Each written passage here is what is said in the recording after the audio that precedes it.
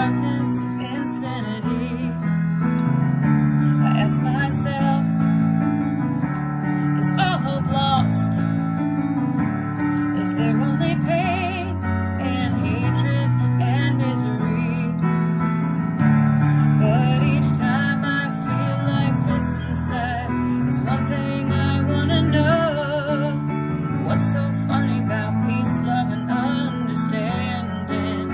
Oh, what's so funny about peace, love, and understanding?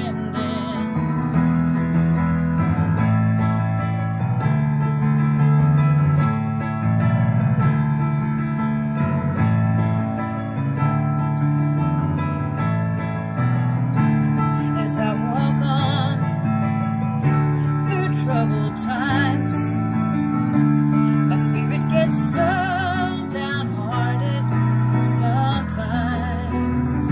So where are the strong, and who are the trusted, and where is the harmony, sweet harmony? 'Cause each time I feel it slipping away, this makes me wanna cry. What's so funny about peace, love, and understanding? Oh, what's so funny about peace, love, and understanding?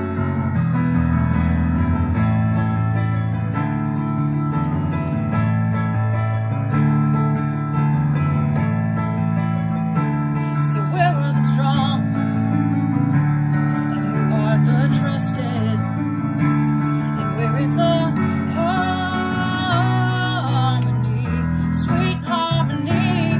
'Cause each time I feel it slipping away, this makes me wanna cry. What's so funny about peace, love, and understanding? Oh, what's so funny about peace, love, and understanding? Oh, what's so funny about peace, love, and understanding?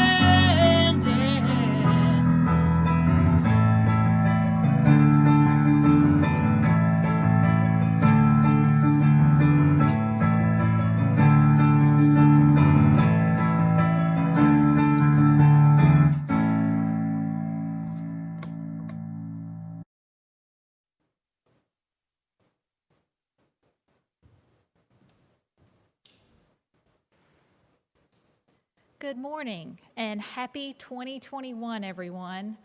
My name is Robin Carter, and I'm pleased to serve as the worship associate today. I'm also here to share some announcements from the Board of Trustees of the Unitarian Universalist Church of Spartanburg, where I serve as president-elect this year. Thank you for joining us via live stream, and thank you to Sydney McMath for helping us ring in the new year with a little bit of Elvis Costello. As the pandemic escalates, the UUCS Board, in coordination with the Ad Hoc COVID Committee, continues to carefully consider how to maintain our physical safety while also providing for the connection and emotional well-being of our congregation. We must keep one another safe, and we must cultivate our connection with one another. Please continue to practice public health protocols: wearing masks, social distancing, limiting group size, being outside whenever possible, and hand washing. Small groups, such as covenant groups and committees, are welcome together in person outside at homes or on church grounds, practicing all of our safety protocols, or meet in online platforms. We will also continue to plan one-off events on the church grounds, utilizing careful planning and all of our safety measures. As we begin a new year, our connection with each other is more important than ever. Thank you to everyone who gives so much to help us be together even when we are apart. But just because this pandemic continues, our work together has not slowed. Do you have your 2021 calendar handy? Because you're about to hear some dates you definitely want to mark down. The next Path to Membership class will take place on Sunday, that's next Sunday, January 10th, at 12:30 via Zoom. Are you considering joining the congregation of UUCS, either as a member or a friend? The Path to Membership class is the place to learn about Unitarian Universalism and our congregation. Please register by sending an email to membership@uucs.org. Again, membership@uucs.org. The MLK Day of Service is fast approaching as well. For several years, we've participated in the MLK Day of Service with an incredible all-out whirlwind of activity in the fellowship hall. We've gathered hundreds of toiletry articles and assembled gallon bags for the homeless, the near homeless, and the needy. Last year, 72 volunteers packed 437 hygiene kits in less than 2 hours. We want to maintain our MLK Day of Service tradition, even though we can't buzz around in the fellowship hall. So, we're going to do the social justice quintuple dip drive-by style on Monday, January 18th. That is Martin Luther King Day, Monday, January 18th, from 11 to 2. We'll have tables, boxes, and barrels set up outside, weather permitting, so you can drive through and leave the toiletry items you would like to donate. Most of our donations will go to Total Ministries for workers there to assemble the kits and give out toiletries as needed. Now for an update from my favorite person on the planet, Brannon Carter, who also happens to be the UUCS Stewardship's Chair.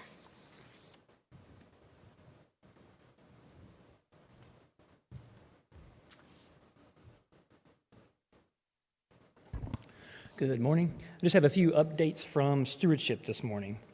In just 2 months, we've now surpassed over 25% of our goal for the annual auction with our First Fridays fundraising events. If you haven't checked it out yet, this past Friday, we revealed our new offerings for January in the First Fridays online shop. There are new gadgets, delicious meals and treats, self-care services, and items for the home and kitchen. Visit uucs.org/fundraising. That's uucs.org/fundraising, and click on the First Fridays events link to browse the updated shop. I'm also super excited about the upcoming live stream coffee house concert coming up this next Saturday. That's this Saturday, January the 9th at 7:30. UUCS power couple Pam and Fred Stowe will be showcasing their musical talents along with a few surprise guests. There's more information about this live event in the UUCS Unison publication that was emailed out this past week. You can also learn more and get the live link for the event on the First Fridays shop page. So again, just visit uucs.org/fundraising and click on the First Fridays link. More information about this live stream event is located on the shop page, along with the link that will be active for this live event. All are invited to attend. I'll say that again, everyone are invited to attend. A suggested donation of $12 per person, but as you are able, will go to support the UUCS fiscal budget for this year. I'll finish up by asking you to mark your calendars for a very special stewardship event that will be taking place on Sunday, January the 31st, right after the service at 12:30 p.m. This will be a live Zoom event to celebrate our unsung heroes from 2020. Will help you connect to service opportunities in the life of our church, and we'll be kicking off our annual Generosity of Giving drive that helps our leadership set the operating budget for the next fiscal year. This will be a special afternoon of celebration that you don't want to miss. Again, save the date, January 31st, 12:30 p.m. All members and friends will be receiving more information through postal mail in the next few weeks about these stewardship opportunities. Thank you.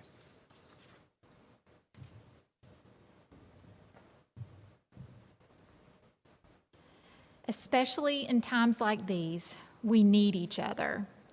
Thank you for being a part of our congregation today. Our chalice arrangement this morning comes from Marieke Tam. The long holly branches laden with red winter berries are from her garden. Thank you for adding beauty to our service this morning. The potted poinsettias that filled this space last month now need a new home. If you would like one of the ones remaining, please contact Ruth Stanton. As we begin this time together, I want to take a moment to introduce our guest speaker today. Scott Neely, our minister, is out of the pulpit today, but we are delighted to have a meditation from Reverend Jeff Jones as a part of our service. After serving as a Unitarian Universalist parish minister for 20 years, Reverend Jones left the parish ministry in 2017 to become a UU community minister and studied nonviolent communication more intensely in Asheville, North Carolina. He has taught nonviolent communication at UU congregations, the Osher Lifelong Learning Institute, and at UNC Asheville, and led a nonviolent communication practice group for 2 years. He's an affiliated community minister with the Unitarian Universalist Congregation of Asheville. His message will be delivered from his home, where he too is respecting the public health recommendation of limiting indoor gatherings. I've had the pleasure of reading one of Jeff's reflections that Scott shared with me when I was preparing for this order of service today. It was titled, "When Elephants Weep." As a vegetarian and an environmentalist, it resonated with me personally. That meditation certainly gave me insight into Jeff's views and practices. We begin this month a series on loving kindness and connecting with practices of loving kindness. So when I read such compassionate words conveyed on behalf of animals, I'm even more excited to hear his words on how loving kindness can be practiced as we deal with humans this morning. I am sure we will all benefit from his experience and insights. And now for the lighting of the chalice. Our words this morning are printed on the order of service that are accessible on the home page of the uucs.org website. Words from Chinese philosopher Chuang Tzu from the 4th century BC. The hearing that is only with the ear is one thing. The hearing of the understanding is another. But the hearing of the Spirit is not limited to any one faculty, to the ear or to the mind. Hence, it demands the emptiness of all the faculties. And when the faculties are empty, then the whole being listens. There is then a direct grasp of what is right there before you that can never be heard with the ear or understood with the mind.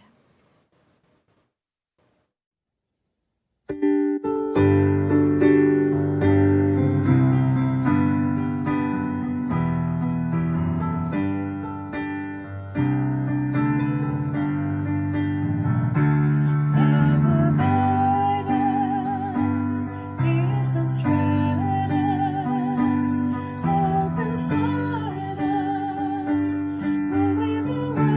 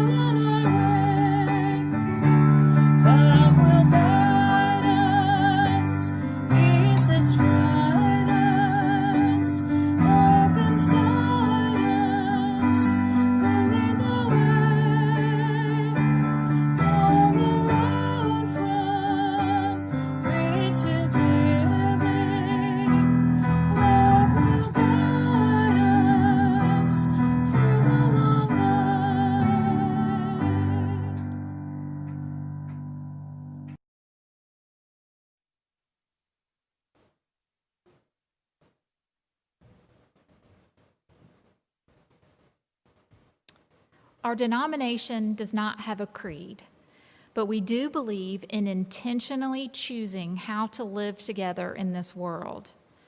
Our congregation created a covenant that reflects these intentions and describes how we want to be with each other. The words of the covenant are printed in today's order of service, found again on the homepage of the church website. I invite you to please join with me now in saying our covenant together. We are a people of faith and hope. Together we covenant to strive to become our better selves, to honor both the critical mind and the generous heart, to prove that diversity need not mean divisiveness, and to respond to systems of violence and oppression with the power of a love beyond belief. Ours is a welcoming community where we find connection, a spiritual community where we find meaning. Ours is a sharing community where our joys are amplified, a caring community where our sorrows are lessened. We take this moment to reflect on our joys and sorrows and acknowledge the mutual support of our community. You may wish to use this time to connect with each other by sending a text or instant message to help remind each other that while we are physically apart, we are still inextricably linked together in our beloved community. In today's meditation, we are looking at ways to improve our world in a simple and ordinary act of loving kindness. Now, I'd like to invite you to join us in collectively doing something extraordinary and expand the definition of what it is to be generous. This is how the world becomes a better place. One random, insignificant, unspectacular act of loving kindness at a time. All of that becomes extraordinary. Our collective financial giving of this community can support, encourage, and bring much-needed relief to those in need. Your generosity, both in giving a little or in giving a little more as you're able, is helping to sustain our congregation in doing some amazing work locally and throughout our nation. As we move into the new calendar year, I'd like to highlight how you can continue investing in this congregation and growing social justice programs, supporting the operating budget of the church, and our ability to work alongside various organizations in our community who share our mission.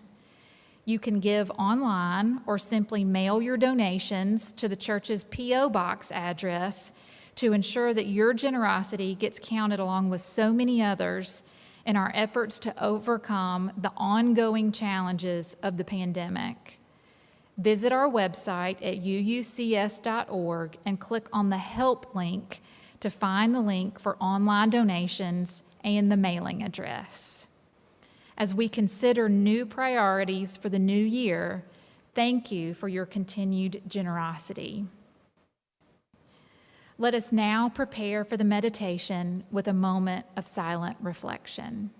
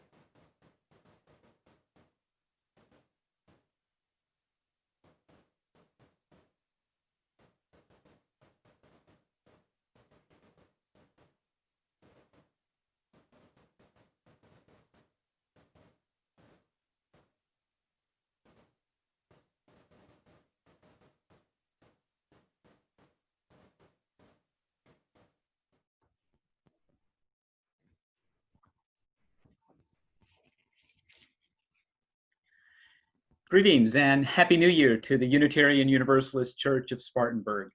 I'm delighted to be with you this morning, and I want to offer my special thanks to the Reverend Scott Neely for the opportunity to speak this morning. And certainly I want to thank Robin Carter and your audiovisual team who worked the magic behind the scenes to put the service together. Thank you so much. I understand that the worship theme for January is loving kindness, and I hope that my reflection this morning will resonate with that. In June of 2012, I had the opportunity to spend 10 days serving with no more deaths at the Arizona-Mexico border. Part of that experience was 6 hours of training, and one of those hours was spent with an attorney, Margot, who attempted to prepare us for any number of legal situations we might encounter. During her presentation, Margot made the following statement, and I paraphrase.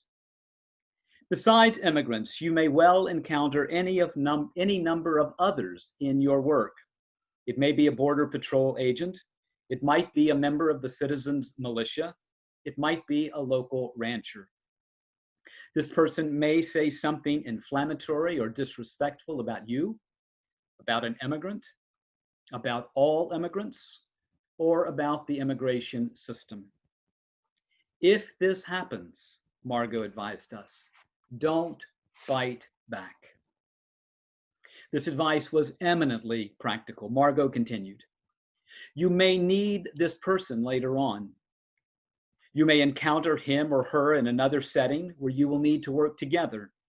Or given the dangers of the Arizona desert, you may need this person's assistance. Or to say it quite bluntly, at some point you may find yourself in this person's custody.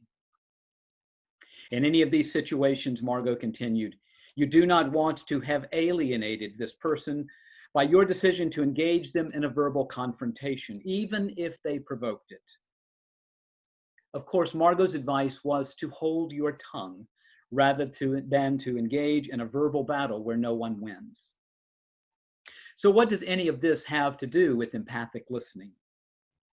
I maintain that the advice, don't bite back, is the same advice you would receive in a presentation on nonviolent communication, or NVC. But in the case of NVC, the advice, don't bite back, would have a richer and deeper meaning. In NVC, the advice is not to hold your tongue, but to maintain connection. Life-affirming connection with an individual who at the moment might be lobbing invectives in your direction.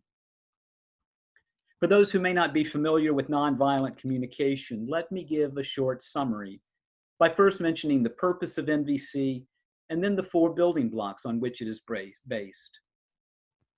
NVC, the brainchild of Marshall Rosenberg, is a way of communicating that can be used by anyone when someone else does something or says something that, as Marshall Rosenberg says, does not make your life wonderful. The purpose of NVC is to communicate from the heart, rather than the much more common and much more tragic way of speaking harshly or finding fault with another person. Instead, NVC is a way of communicating without judging or criticizing the other person. It's a way of keeping connection with someone rather than playing the game of who's right, a game where everybody loses. It's a way of staying present, fully present with another person, even and especially during trying circumstances. The 4 building blocks of nonviolent communication are observations, feelings, needs, and requests. Perhaps one of the most immediate and most tangible parts of NVC is the skill of making observations that have no judgment or criticism associated with them. I hope you can easily hear the difference between he didn't pick up his clothes, which is an observation, and he's a slob and wants me to be his personal maid. A little judgment thrown in.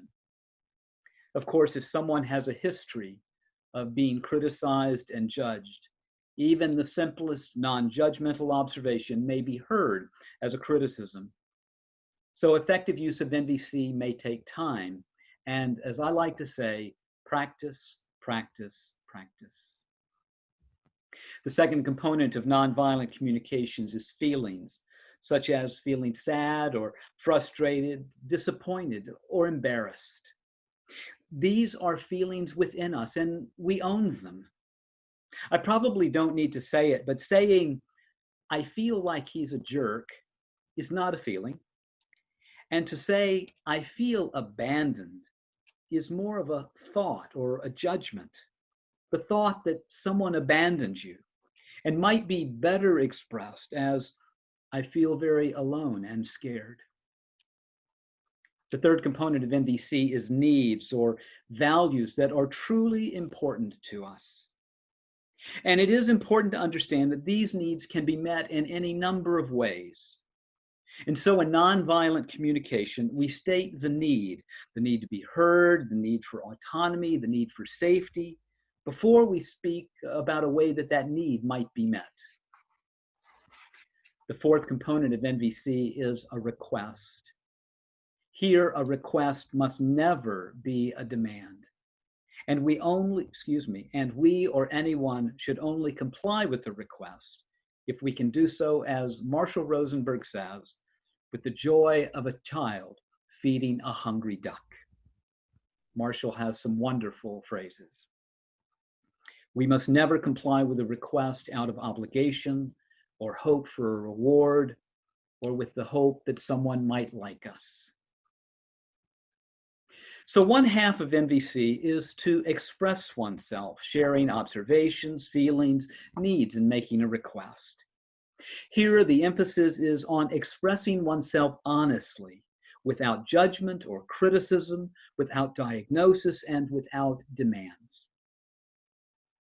The second half of NVC, which I'm speaking about today, is built on the same components, but is about listening, genuine listening, when someone else is speaking from a place of deep pain.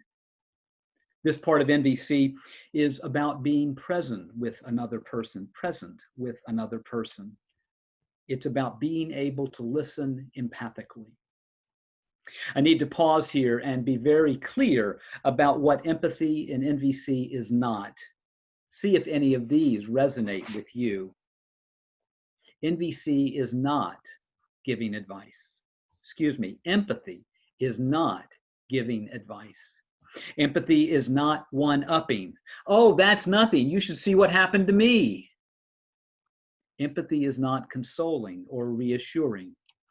It wasn't your fault. You did the best you could. Empathy is not sympathizing.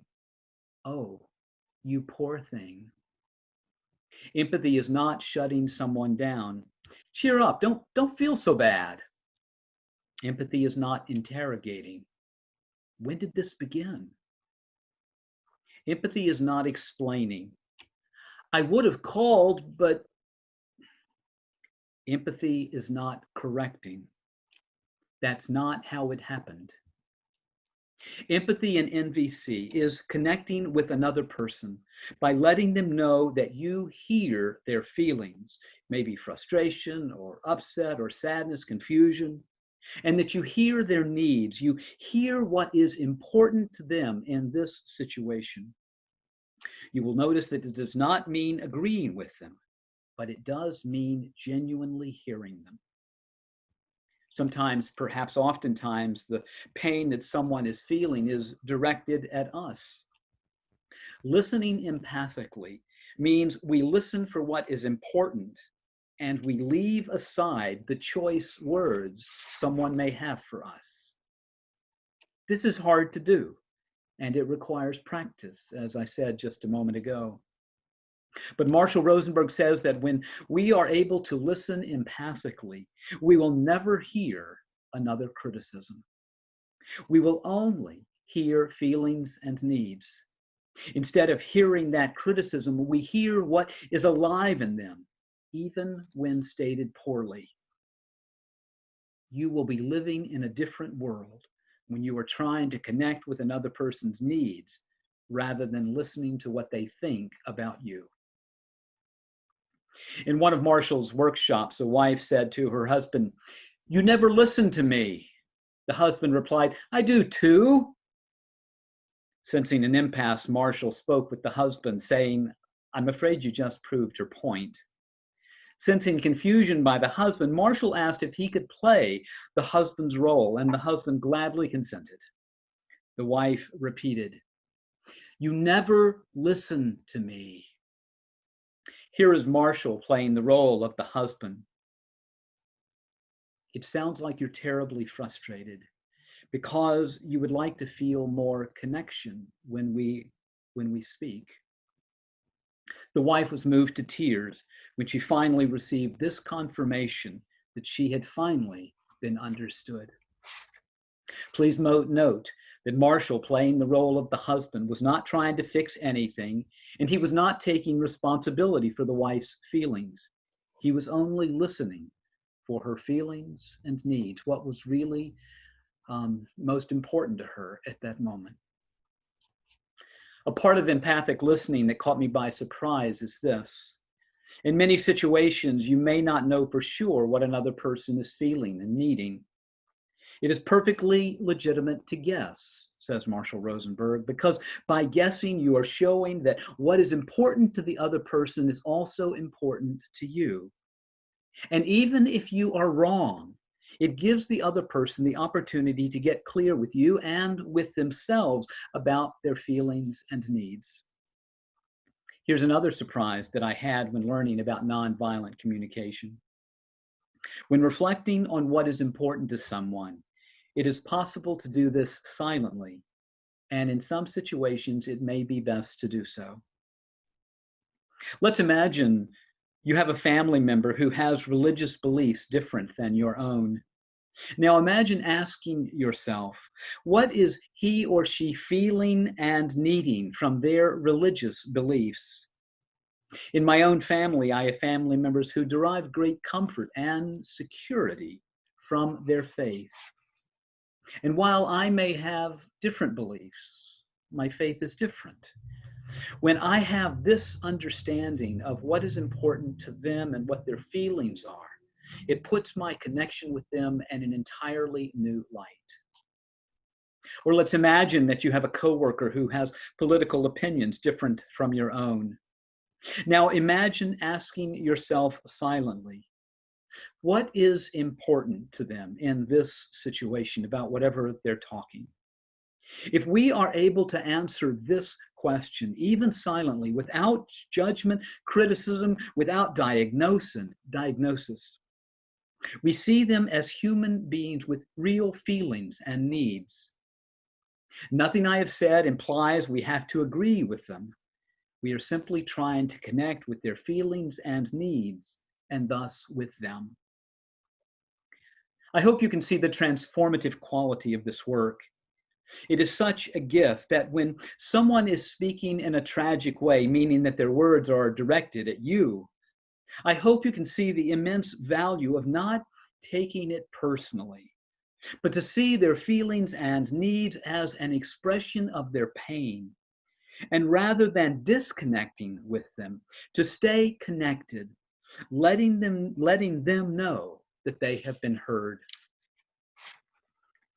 I've not mentioned it yet, but Marshall Rosenberg used the giraffe, the land animal with the largest heart, as a symbol of speaking honestly and of speaking honestly. So again, in his workshops, he will frequently bring out the giraffes to indicate that he is speaking from the heart. He is speaking with giraffe. He also uses giraffe ears when he is listening empathically, when he is listening from the heart. I mention these giraffe ears for the following reason. In some videos of Marshall, at a critical point, Marshall, who is wearing giraffe ears just like these, physically turns the giraffe ears around.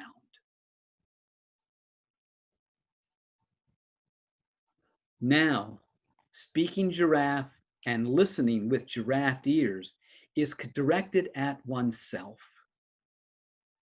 There are clearly times when each of us judges ourselves, thinks critically of ourselves.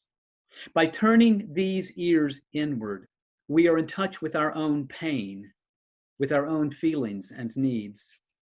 And when we speak to ourselves, we don't do so critically or judgmentally, but we speak to ourselves with the same heart and compassion that we extend to others. That too is a critical part, an important part of nonviolent communication. I began with the example of not biting back when speaking to a border patrol agent, a local farmer, or a member of the citizens' militia in the Arizona desert. It was a means of keeping an important connection with a person I might encounter. But let me offer a final example from 2020. After the death of George Floyd, starting in June of 2020, I and other elders began holding Black Lives Matter signs at the Central Monument in Asheville, North Carolina. I quickly noticed that more than a few drivers gestured at me with their middle fingers. So I decided to carry a different sign. While others continued to carry Black Lives Matter signs, I carried a sign that read, "Respectful conversations here." Over the past 7 months, about a dozen folks have approached me. My goal was to start the conversation by listening empathically. On one occasion, I was called a reverse racist, and he had a lot more to say, trust me. At one point, I asked, "Are you wanting to know that all groups, independent of race, are treated fairly?" He did. On another occasion, I was told that Black Lives Matter was a socialist movement and would lead to economic calamity. And he told me how his daughter kicked him out of his house when he tried to explain this to her. I asked if he was concerned about the economic stability of our nation and if he wanted to connect more directly with his daughter and be in conversation with her. He was. On another occasion, I was told I was personally supporting thugs and looting and violence in the streets because of all of the disruption that was occurring with the protests. I was able to ask if the person valued nonviolent protest and respect for property. On still another occasion, I was told how I was dishonoring someone's ancestors who, despite being on the wrong side of slavery, were good and decent people. I was able to ask if it was important to this person to remember his ancestors as honorable and decent people, even though they were on the wrong side of slavery. Finally, one white man said, "When I see a Black Lives Matter sign, I hear you telling me that I don't matter." I asked him, Is it important to know that you matter?" He quickly corrected me. He said, "I know that I matter. I'm just tired of one group getting special treatment." I again tried to be in touch with what I was hearing from him about fairness. Offering empathy requires time. But on occasion, after giving many minutes of empathy, I was able to ask if the person wanted to know what was important to me, why I was supporting Black Lives Matter. If given the opportunity, I would share. No one ever said, "You're right," but that was not the point. The intent was to have a conversation without invective, without blame, without middle finger, of hearing what was most important to each other. I hope you can see the value of maintaining human connection with someone who is upset, who is expressing feelings and needs with poorly chosen words that may even be directed at you. Imagine the possibility of hearing no criticism, but instead wondering with genuine curiosity if they might be feeling this way or that, and to guess what might be important to them in this situation. Imagine the gift of hearing what is alive in them, even when their very words make it difficult for that feeling to be heard or that need to be met.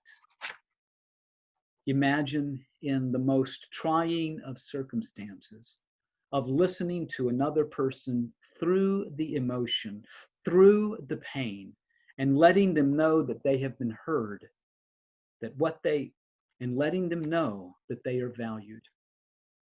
To me, it is being fully present to another person, and I can think of no more genuine expression of loving kindness. I can think of no greater gift we can offer one another. May it be so.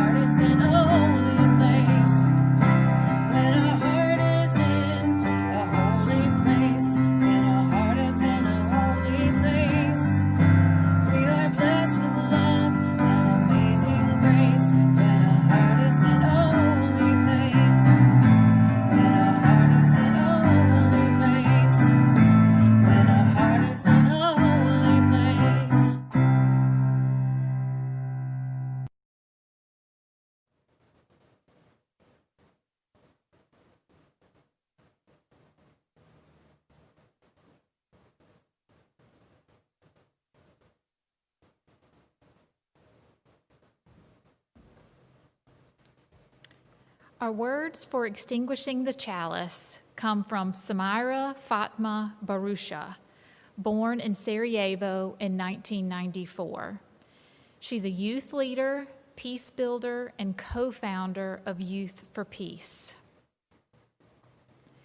Nonviolent communication is essential for peace-building work. I've learned from my own example. I began peace-building work because I grew up in war in the divided city of Mostar. For years, I did not have the opportunity to meet young people from other parts of the city that belong to different religious and national groups.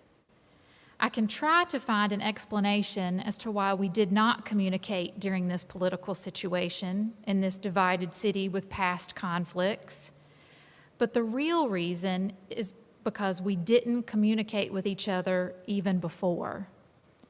We have plenty of stereotypes and prejudices. Sometimes we even hate each other. but we never try to listen to our peers from the other side. When I decided to listen to them and understand their needs, I realized that we were all the same human beings and the same youth with the same dreams and needs. We have a lot of positive things to share with the rest of the world. My decision to start using NVC, or nonviolent communication, in my everyday life has made me a real peace builder and a better person. As youth peace builders, we discover that NVC is an essential tool for our work, and that open minds and communication are the shortest distance between persons.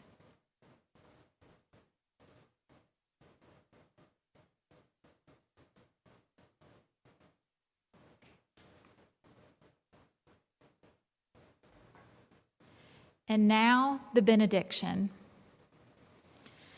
We have no idea what 2021 will bring, but I do feel confident in saying the following three truths with you this morning. People can change. You can't change them, but you can change you. Let's start with the goal of working towards nonviolent communication within ourselves and see just how much change can happen this year. Happy New Year, everyone.